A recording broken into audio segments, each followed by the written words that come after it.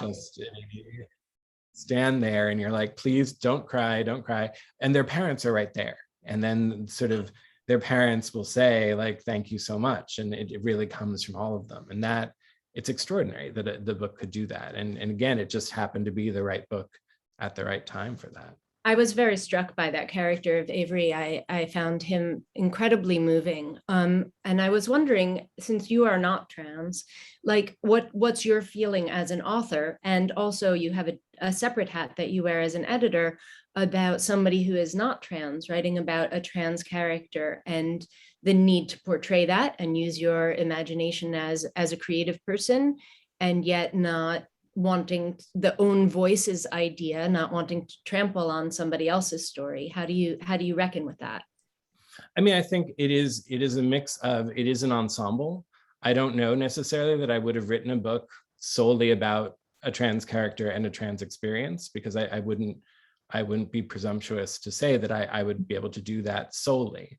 Mm-hmm. But at the time, interestingly, I had a friend who was in the middle of transitioning, who was living on my couch. And I certainly have other trans friends who I talk to. And certainly I like to think that I did the legwork, and I did, not the research is in that I looked at it sort of clinically, like, what is it like? But just talk to people and talk about that experience and understand it to the degree that you can without firsthand experience. And again, I do, the feedback that I got from it was that it was accurate to that time. Again, trans culture and trans life has changed remarkably in just 9 years. And I'm sure there are things already that I would phrase differently now. But as a snapshot for 2013, I think that it was fairly accurate, again, because I had the right readers and I had the right people to talk to in order to write that character. Okay, so you've brought up two things I want to interrogate. One is about the who is the narrator of that book, mm-hmm. and the various stories, and the other is about the different time periods. So I'll ask first about the narrators. I thought it was fascinating that you chose to have the narrator of the book be not a singular voice, but a we chorus of no spoilers because this comes out early if you haven't finished the book, a chorus of men who have died of AIDS. So it's one generation talking to a new generation. And then you follow the stories of a few different main character boys. And I'm wondering, first of all, why you chose that and how you kept it straight and built the crescendo, which I thought was to me, one of the most moving parts of it, that the crescendo that happens, the pacing, all these different stories sort of coming together into a crescendo at the end. So if you could address all of that. I mean, there's so many answers to that. I mean, the novel started as a short story for a collection that Michael Cart was putting together called How Beautiful the Ordinary. And basically, he went to a bunch of queer YA authors and said, write a story. Which again is a very vague, like, come on, Michael, give me a little more. But he wanted to see what we would do. And so I asked myself at that point, sort of, what have I not done as a writer? What have I not sort of put into the YA sphere? And the answer to that question was very easy. And it was like, my queer writing had no sense of history, that I was writing very much about contemporary teens, but I was not writing about anything that came before. And so I was like, okay, I want to write something historical. And immediately, what became very clear to me was I wanted to write about my uncle's generation. And I had an Uncle Bobby who lived with AIDS for over 30 years. And so that was very much a part of my life and my family's life. He lived in New York. I saw him all the time. And so I am now going to completely undercut what I said before, because this was a massive act of presumption. It was me saying, okay, I want to try to put myself in his generation's shoes, and try to see the world through basically the eyes of all the friends he had lost, and try to write about today's teens from that point of view. Because sort of my gay generation is only about 6 years wide, because I came of age sort of knowing what AIDS was and how it was transmitted and sort of what was going on. At the same time, when I got to college, we still didn't have the internet. And sort of the internet that would define sort of the gay generation after me hadn't happened yet. So I feel I'm this hinge generation. And so the book became about dipping back into the generation before me, looking at the generation after me, and hopefully using that hinge position to be able to write both of them. Fascinating. So, but your little generation that you mentioned isn't present in the book. Yeah. No, it's interesting. I wanted to step out of it and play the other two against each other. And so what you said about it crescendoing, that just was natural, the storytelling. I don't outline, I just write. And I did say at one point to another friend who was writing a book, we both laughed because we said we were both writing our Mrs. Dalloway novels, because I love in Mrs. Dalloway sort of how the narrative is this sort of moving camera that you just, it goes from story to story, but you don't know who's actually in charge of the camera. With Two Boys Kissing, obviously, you do know sort of who's looking down and how it's directed, but I really wanted it to feel like these people who are narrating, they're just turning their head and looking over here and telling one story, and then they look over here and then they continue another. And sort of when all of it comes together, they're not looking around, they're just focused on the one thing that's most important. And that naturally came to me.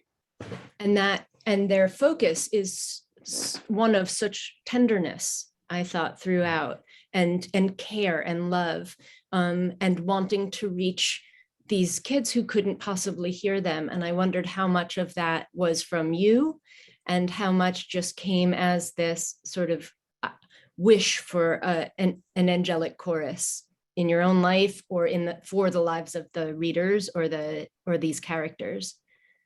I mean, I think that the book the whole mission of the book is that tenderness. I mean, and it is, again, it's me feeling tenderness in both directions. It is tenderness for the lost generation and for all of these people who just weren't able to grow up into adulthood, and to be with us now. And at the same time, tenderness for this younger generation that, again, has a lot to deal with as well. Even though they have more rights and they understand their identities better, there's still complications that come from that. And so you can't say, oh, well, you're better off, you should feel lucky. It's like, no, we should feel tenderness for everybody, because we all have the trials to bear. And again, it might not be as life or death as it was in the 80s, but it's still, there are life or death situations, and there are still many things to be concerned about. Well, and today, as you mentioned, politically, even that much more so. As I was reading it, I was thinking there really are three generations involved. There's the chorus, the narrator, and the boys who are going through the things in the book. And then there's today's reader, who's a different reader from who it was 9 years ago or 10 years ago when you were writing it. And I wonder how you think the reader of today is different from the reader of when it first came out. I mean, I think it is that things are both better and worse politically for them. That, again, it is interesting that, again, the book came before gay marriage and legalization and things like that, and sort of the legitimacy that came from that. At the same time, now there's this feeling that it could be threatened and taken away, and that's a totally different fear than we've ever had. So I think there are pros and cons of being a queer youth in 2022. And again, I think specifically for trans youth, I mean, they are being kicked around more than anybody else, especially trans youth of color, that they are the target right now. I mean, it just seems like, again, the Republicans have chosen them as being their favorite wedge, that like, okay, well, we're going to try to keep you out of sports, and we're going to try to make sure that you don't get the medical treatment you need, and we're going to try to get the books about you out of libraries. I mean, they're getting it from all sides. And so on the one hand, there are support networks, and there's certainly less feeling of being alone than there was before, because there is transparency that there are other trans kids out there, which was not, you didn't necessarily know that before the internet. at the same time, you also know of the collective effort that is being used to try to stop you from being who you were supposed to be. It's such a huge responsibility. As you're saying all this, the peril, literally the peril that kids, especially the most vulnerable among us, are in. I wonder how much you think about that audience, your audience, while you're writing, and if that's different from what you think as you're editing, as you're thinking of acquiring a book. Like, how much do you think about your readers during your process in either one of those roles? Oh, all the time. I mean, it goes to basically the basic question of what do you want to put out into the world? And I think of that in terms of an author. I think of that in terms of an editor. And of course, part of that equation is who is going to receive it and what is it going to mean to them and to the world. And so I do think about that. And I think I do make authorial choices based on empathy and based on tenderness and based on wanting to put something out there that does show kindness and does not show malevolence. So I think that is very much a part of it, which isn't to say that grim things can't happen. I loved Mariko Tamaki was talking about her book Cold. It's actually in her author's note at the end. And it's interesting. I picked up the book. I will read anything she reads or anything she writes. She's amazing. But within page 1 or 2, you know it's about the murder of a gay boy who's now a ghost and partially a narrator of the book. And I was like, oh no, I don't want to read another book about a dead gay kid. I just don't. But at the same time, I trust this author. And where she goes with it and what she does with it is beautiful. And sort of at the end, she says, look, I know what you're thinking. I know you're like, why would you want to write about another dead gay character? But I had to tell the story, but I knew that I had to do it right if I was going to do it at all. And she does.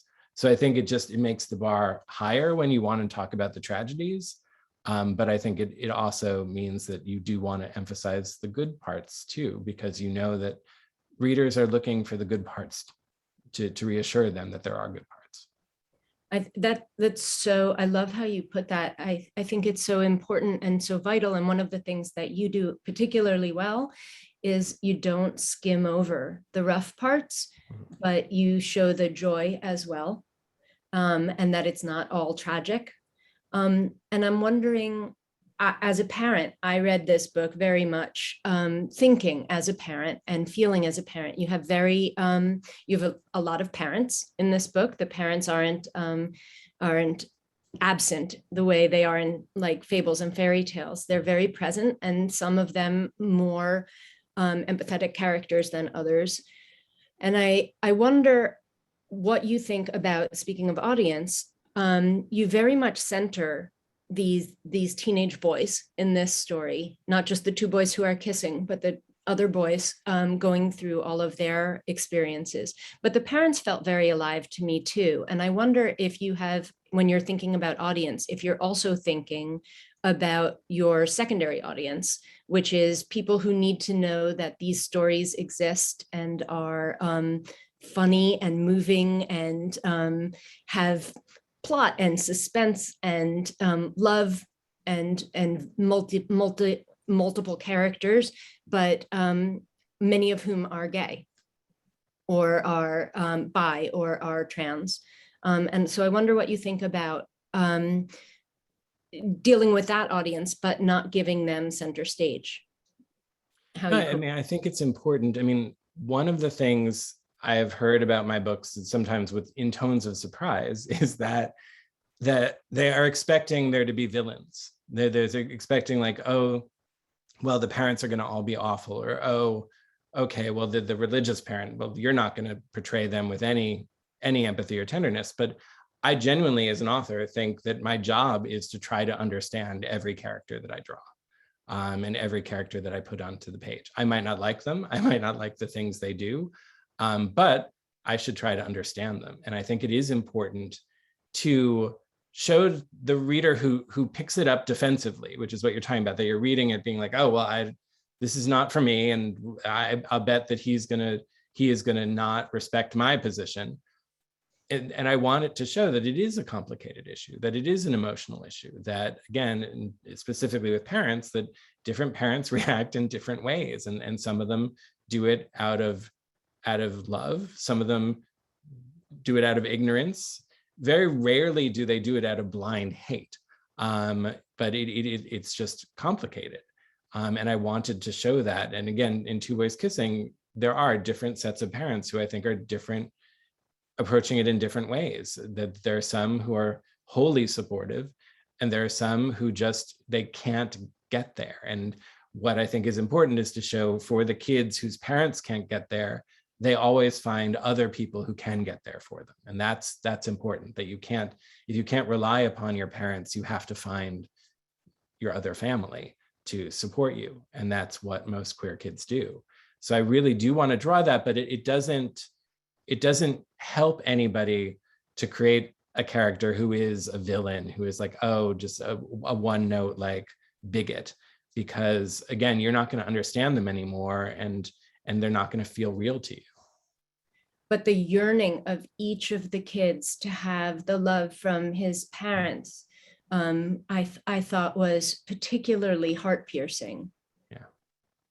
I guess that's just a universal. And I think that as a parent, I feel like if I could communicate that to parents, your kid just needs you to love him. They just need it. They need you to see him and love him and accept, but more than accept, cherish him, specifically him and who he is. And that came through very clearly. So before we turn to everybody else's questions, I have like 1,000 more, so I'm just going to ask one or two.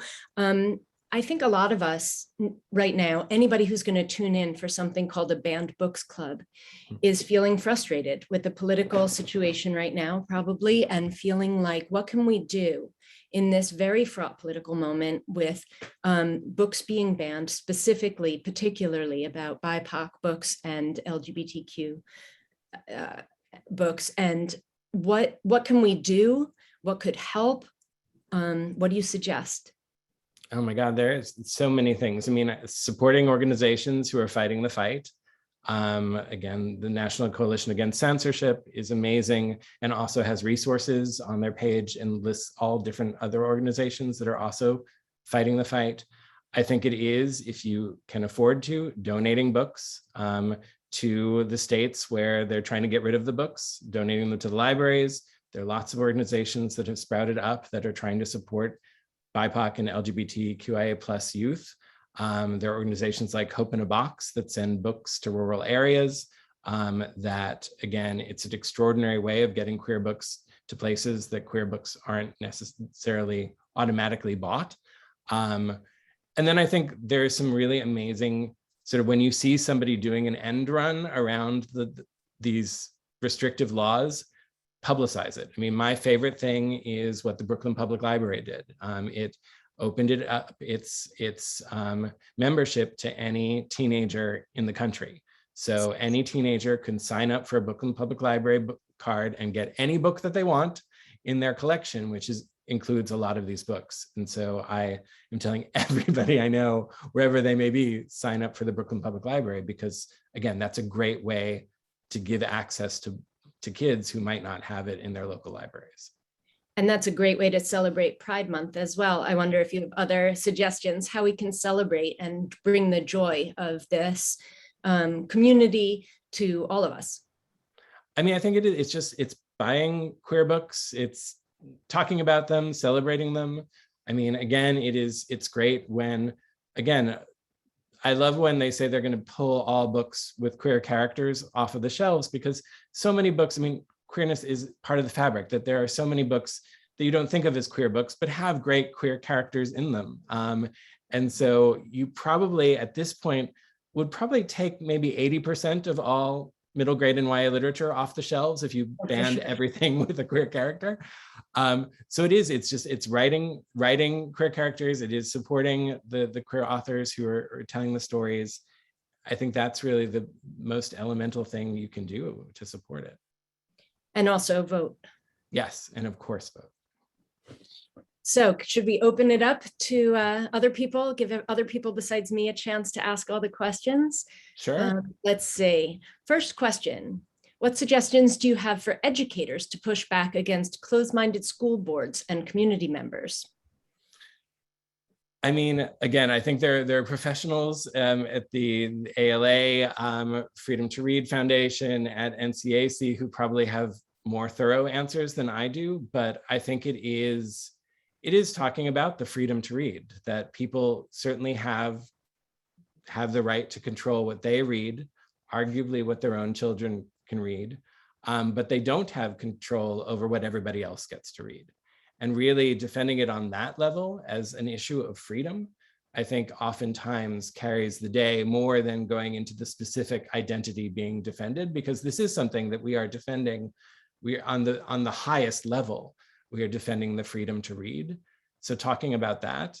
And I think, honestly, I've found there's so much power in just letting the student advocates talk. Let the kids talk about what books they want and they need, and use them as your evidence that these books do make a difference and that they are wanted by the kids in the community. Because one of the awful things is the spike in challenges that we're seeing. But one of the amazing things is that the students are not taking this lying down at all. They are defending these books. They're defending these identities. They are not letting people come in and tell them what to read. And so relying upon them to be their own advocates and empowering them to be their own advocates is also really, really important. I agree, huge. And even this argument that parents have the ultimate say over what their kids can think or read or do is kind of a misguided argument. Like, oh, honey, like, I get it, but no, your kid is a whole person separate from yourself. So I love that idea of empowering the students to do the talking. Okay, question number 2 from the audience. I loved reading Two Boys Kissing so much, especially as someone who had a rocky coming out experience. I'm wondering how you decided to use the third person point of view, especially using the chorus to tie all of the characters together. I mean, I think I touched on this earlier about sort of wanting to write from the point of view of my uncle's generation. Here's the amusing thing. I at no point did the phrase Greek chorus come into my mind. It was only when my editor, after the book was finished, sort of referred to, oh, and the Greek chorus narrating the story, that I was like, oh, I guess they sort of are. I guess that really is, yeah, I really had no idea. I will also say, so this is where it goes from just goes to a different amazing plane. And I talked about this a little in the Fable edition, that another thing I did not anticipate is that the Twin Cities Gay Men's Chorus would commission a choral piece based on Two Boys Kissing, so that there is actually a choral piece, and you can listen to it on Spotify or iTunes or wherever you want to listen to it, of a chorus of hundreds of men, many of them my uncle's generation, singing the chorus from the book. So it actually, when you write a chorus for a novel, you're not thinking one day you're going to actually hear that chorus sing it, but they did in an amazing piece with music by a composer named Joshua Shank. So I encourage everybody, if you liked the novel, to check that out. It makes me cry every time. It may make David, I was going to say, how did you feel the first time you heard that? Oh, I mean, I cried nonstop. I mean, because, I mean, when I went to the premiere, I mean, when all of these men came out and suddenly they were the embodiment of all of these ghosts. I mean, and many of them had lost partners, had lost friends, and they were crying as well as they were singing. It was extraordinary. I'm just getting chills talking about it. So yeah, so that really, I mean, the book, most of my books start as a premise or as sort of how I'm going to write it. And this one, it's not that I chose to write from the point of view of this chorus.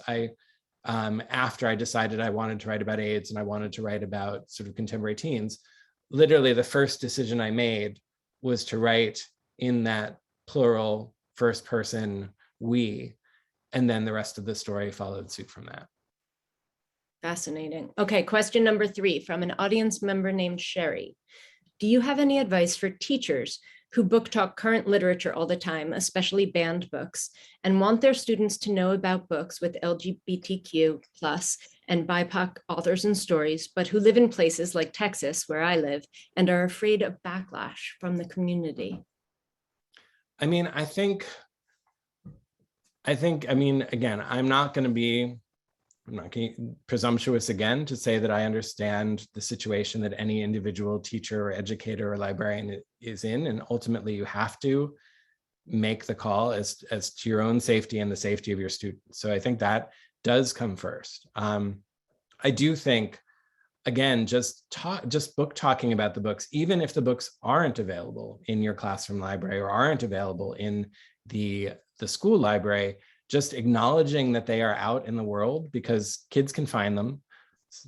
There are legal and illegal ways they can find them. Don't do it the illegal way. Pay for the book. Right. I mean, yes, exactly. I strongly suggest paying for the book. But I think just, again, not even if you're not allowed to have it in your classroom, just talking about it out in the world is really important. I do also think that if you cannot highlight a book like Two Boys Kissing, where, again, any casual observer will know about its queer content, you can easily choose a book like Cassandra Clare's YA fantasy novels. They have amazing queer characters within them, but nobody in a casual glance is going to look at it and be alarmed and be like, oh my goodness, you're promoting homosexuality in the classroom. There are so many books that are like that have rich characterization, that it's not the focus of it, but it still shows the representation that the students need, and sort of guiding them there. If you cannot guide them to books like mine, that still counts, and that will lead them to find the books that they need. Okay, question 4, Rashawn Higgins asks, what made you choose We Two Boys Together Clinging by Walt Whitman as the poem that kind of lies at the center of Two Boys Kissing? Oh, I love the answer to this question, because it's this weird, like, the gay artistic continuum. So, and I do think I talk about this a little bit in the author's note of the book, but if you'll indulge me, as I was writing the book, my best friend Billy Merrill and his then boyfriend, soon to be husband Nico Medina, decided DC legalized gay marriage, and so they went down to DC with a few of us to get married. And it happened that at the same time there was a wonderful exhibit at the Smithsonian of queer art, and one of the pieces of queer art in that exhibit was a David Hockney painting that actually had a quote from the Whitman poem in the painting. And so I saw that quote, thought, wait, that's the book that I'm writing right now, and immediately looked up the Walt Whitman poem, which I had read at some point, but then it brought it back into my consciousness. And so basically it was Whitman leading to Hockney, leading to me, that then leads to something else. Like, I love that. And so I didn't want to just sort of slap it as a quote at the beginning of the book. I really wanted to include it within the book, because it is such an extraordinarily powerful poem. And just, again, as we were saying before, it is joyous, it's defiant, it's exuberant, and it is over 100 years old, and just shows that all of these emotions that my characters are feeling, they're not new. They've always been around, but we each generation finds their own articulation, and then we get to bend back and borrow some of the articulations that came before us. Yeah, I loved that. Question number 5 from audience member David Miller. Who do you use as test readers when you write for middle school readers? And what do you think about, and this is me adding, what do you think about having readers from different communities read your books to point out if or where you've gone wrong? How do you work on that as an author, but also as an editor? I mean, it certainly depends on sort of what I'm writing about, who I ask to read it, who gives me feedback. For the most part, for me, my editor, who has been pretty much my editor on all of my books, Nancy Hinkle, is the first reader of my first draft. I don't have beta readers. I don't ask friends to read it. And then after, so she gives me feedback, we talk about sort of, are there parts that we need other people to read? Are there other parts that I want specific feedback on? And sometimes I ask friends, sometimes there might be somebody that I want, you know what, I want somebody who doesn't know me to look at this and just give feedback. So that's sort of how it goes. I don't usually give it to kids to read, although I have some friends who have children who are very good readers, who are always very much volunteering to be beta readers. And with my first middle grade, A Mysterious Disappearance of Aiden S., as told to his brother, I did ask some friends' kids to read it. But for my new book, Answers in the Pages, which is about, among other things, a book challenge of a book, a teacher named Mr. Howe, as a tip of the hat to James Howe, assigns a book that may or may not have gay content, and one of the parents objects to it and basically brings it before the school board. And that story is interspersed with excerpts from the book itself that's being challenged, and then this other story of first love between kids who are the same age as the class where the challenge is. And for that, honestly, it was so wholly from my own experience and everything that I observed that I didn't actually need to have anybody else look at it. Something like a book challenge, gay first love, identity, I felt very comfortable with that. And partially because, as Rachel's mentioned, my day job is as an editor, and I edit both middle grade and YA, I do feel that I understand the rhythms of middle grade in a way that I probably wouldn't have as a YA writer writing middle grade at the beginning. So that one not, but I will say right now, I don't think it's a secret, I'm almost finished with a companion of sorts to Two Boys Kissing that focuses solely on Ryan and Avery. And certainly I'm going to have a lot of readers look at that to make sure that I've gotten them right.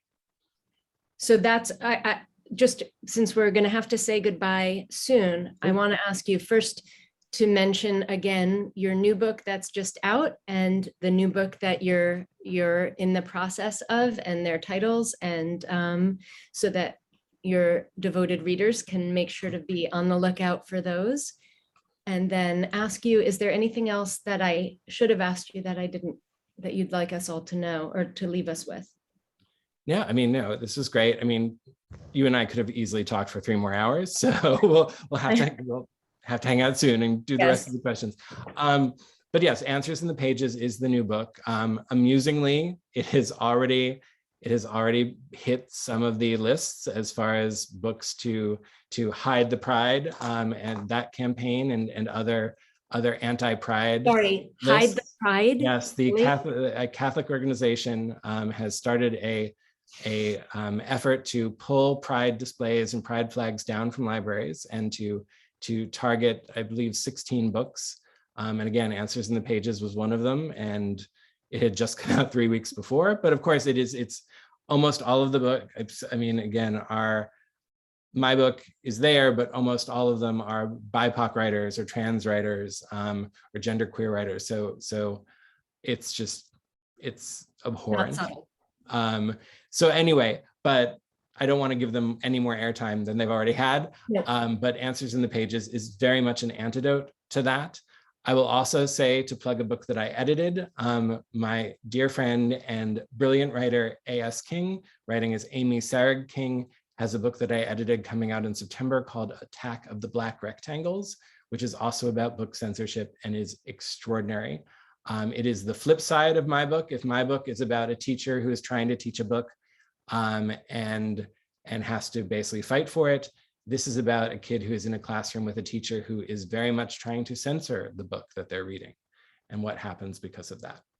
And then, yes, the Ryan and Avery book, which I probably shouldn't have mentioned, hopefully will be coming out next fall. So a year and a half from now, but it is in the process of being finished up. So yes, we will be celebrating the 10th anniversary of Two Boys Kissing with a continuation. That's great. And it sounds like that with Two Boys Kissing and the 2 books that you mentioned, yours and A.S. King's, books in conversation with each other. I love the idea of books being in conversation with each other.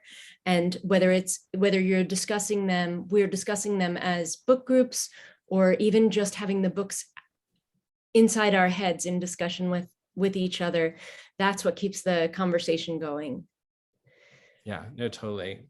So I do want to thank the Authors Guild for putting this banned book club together. I want to thank everybody at Fable for putting this together. It's really important for us to be talking about these books, and really just not just sort of putting lip service to like freedom to read, but really supporting these authors and these books and making sure they get into the hands of kids and things like this. It's great to have these discussions. So thanks to them, and thank you, Rachel, for taking your time out of Thank you, David. Yes, and thank you, Authors Guild and Fable, and thank you all of you who've come to join us and have this conversation, and let's keep talking to one another. Good night. Good night. Thank you.